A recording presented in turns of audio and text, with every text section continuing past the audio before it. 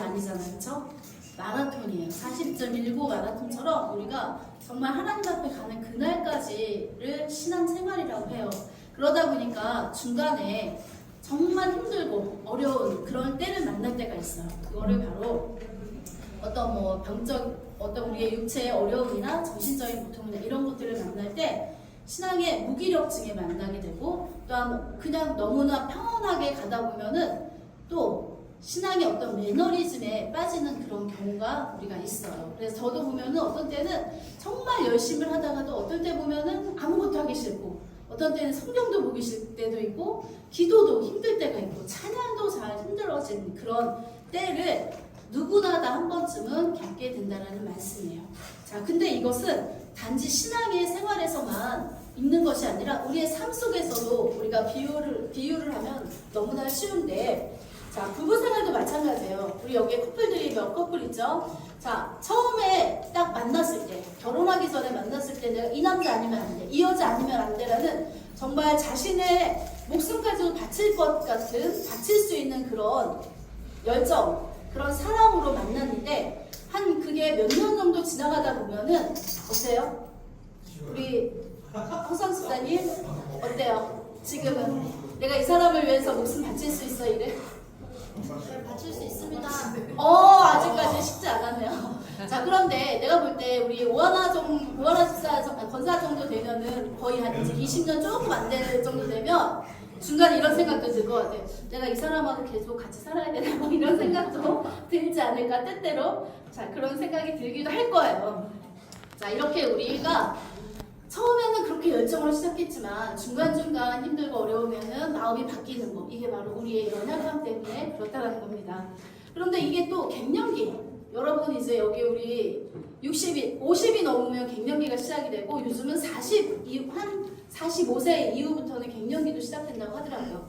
자, 갱년기가 되면 우리 몸의 변화로 인해서 우리 몸이 변화되니까 정신적으로 어떻게 보면 그게 나중에는 영적으로도 영향을 미쳐서 굉장히 힘든 그런 매너리즘과 무기력증에 빠지게 됩니다. 또 우리 이삭이가 요즘에 사춘기예요. 그래서 우리 이삭이가 예전엔 성경을 그렇게 잘 읽었어. 매일 한 장 읽고 막 어떤 때는 2장도 읽고 그랬는데, 요즘은 성경 읽으라고 하면 벌써 확 고개를 돌려버려요. 어떤 때는 정말 어떻게 저렇게 열심히 할 수 있을까 나 이러는데, 요즘 들어서 사춘기가 딱 되더니 성경도 안 봐요. 말씀도 잘 안 해오려고 하고, 자, 이런 영적인 무기력증에 빠지는 그런 경우가 있습니다. 자, 우스갯말로 갱년기 엄마와 사춘기 아들이 만나면 누가 이길까? 갱년기 역시 엄마가 아는 애면 자식을 이기는 부모 없대잖아. 갱년기 엄마와 사춘기 아들이 만나면 이기는 건 바로 사춘기 아들이라고요. 자, 제가 영상을 하나 재밌는 거를 한번 봐갖고 여러분들에게 한번 보여주려고 하니까 한번 띄워주세요. 자, 김지선 아시죠? 하더라고요. 김지선도 사춘기 아들하고 부딪혔을 때 김지선의 남편이 오히려 신앙의 힘으로 이겨 막 교회 데려다주기 이랬다고 하잖아요. 자, 우리가 이렇게 살다 보면은 갱년기를 만나고 사춘기를 만나고 여러 가지 삶의 굴곡을 겪다 보면은 신앙의 매너리즘에 빠지게 되고, 그 다음에 신앙의 어떤 무기력증에 빠지게 돼요. 자, 이럴 때 어떻게 하면 우리가 다시 신앙을 회복할 수 있을까? 자, 오늘 말씀이 바로 에베소 교회에 하나님께서 말씀하신 거예요. 예수님께서 말씀하시기를 처음 사랑을 회복하라는 거예요. 자, 그러면 우리가 이 매너리즘에 빠지고 무기력증에 빠졌을 때 우리가 그 안에서 다시 건져냄을 받고 다시 일어설 수 있는 그 힘은 바로 첫사랑을 회복하는 거예요. 그러면 오늘 우리가 첫사랑을 회복하기 위해서는 어떻게 해야 되나? 아까 저기 그 김지선의 남편이 한 것처럼 신앙의 힘을 길러봐.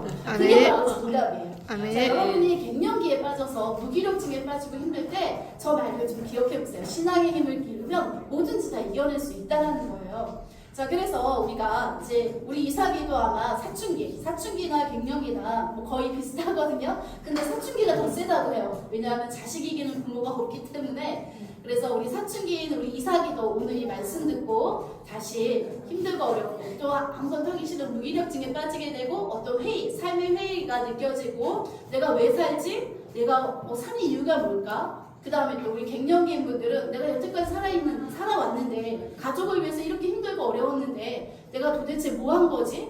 난 도대체 지금 뭐 하고 있는 거지? 라는 그런 회의감이 들 때 오늘 이 말씀을 꼭 기억하시면서 다시 그 자리에서 힘을 내고 일어날 수 있는 그런 여러분들 되셨으면 좋겠습니다. 아멘. 자, 우리 하나님은 그렇지만 우리가 이렇게 힘들고 어려울 때, 무기력증에 빠졌을 때 우리의 상태를 모르지 않으신다라는 거예요. 우리가 연약할 때도 우리를 여전히 붙들고 계시는 분이 계시다는 그 사실을 기억하시길 바랍니다. 자, 여러분 혹시 여러분 중에 예배를 드려도 별로 기쁨이 없어요. 교회를 올 때 그냥 억지로 와요. 어떤 때는 찬양을 불러도 그냥 그 찬양의 가사가 내 마음에 와닿지 않아요. 이런 분 혹시 계신가요? 솔직하게? 저도 있어요. 솔직하게. 이럴 때 있으신 분? 아무도 없으시구나. 저만 그런가요? 말씀을 읽어도 감격이 없고 찬양을 들어도 이게 기쁨이 없을 때가 있어요. 기도를 해도 하나님 내 기도 들으시는 건가? 라는 생각을 할 때가 저도 있습니다. 그런데 아마 여러분들 다 있으실 거예요. 자, 이렇게 우리가 이런 생각이 들 때 살아날 수 있는 방법, 다시 회복할 수 있는 방법은 첫 번째는 우리가 그렇게 된 이유는 바로 하나님의 말씀이 없기 때문에, 하나님의 말씀에서 조금 멀어졌기 때문에 그럴 수 있다는 거예요. 시편 119편 25절에 보면 내 영혼이 진토에 붙어 싸우나 주의 말씀대로 나를 소성케 하소서. 내 영혼이 진토에 붙었대요. 그러니까 완전 딱 달라붙은 거예요. 그런데 주의 말씀으로 나를 소성케 하소서라는 기도하고 있어요. 우리가 매너리즘에 빠지거나 힘들고 무기력할 때는 주의 말씀에서 우리가 멀어지지 않았는지를 자신을 점검해 보는 거예요. 내가 성경을 얼마나 묵상하고 있는지, 내가 성경을 얼마나 하나님 앞에서 읽으려고 노력하고 있는지, 내가 얼마나 그렇게 살아가고 있는지를 점검을 하고 내가 살아야겠다라고 생각한다면 바로 일어나서 여러분들이 하나님의 말씀을 꼭 읽어야 돼요. 힘들고 어려울 때 여러분 육체적으로 밥을 안 먹으면 굉장히 힘들어지잖아요. 한 이틀, 3일 굶으면 거의 진짜 백가죽이 뭐 등에 붙는다고 해서 방바닥에 붙을 정도가 되잖아요. 그때 우리가 밥을 먹으면 우리 영혼이 일어나는 것처럼 우리의 영혼이 무기력증에 빠졌을 때는 하나님의 말씀을 읽으면 우리의 영혼이 소생할 수 있는 첫 번째 지름길이 된다는 말씀입니다. 그래서 오늘도 우리가 이삭이랑 우리 현우가 말씀을 외웠어요. 자, 가장 좋은 방법은 하나님의 말씀을 외우는 거예요. 암송하는 거예요.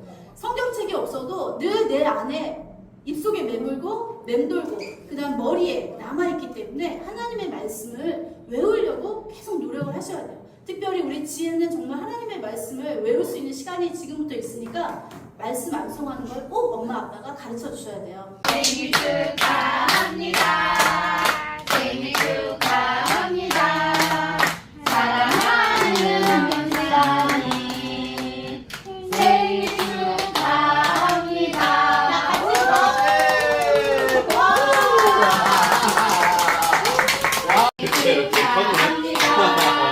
생일 축하합니다. 사랑하는 윤주삼이 생일 축하합니다.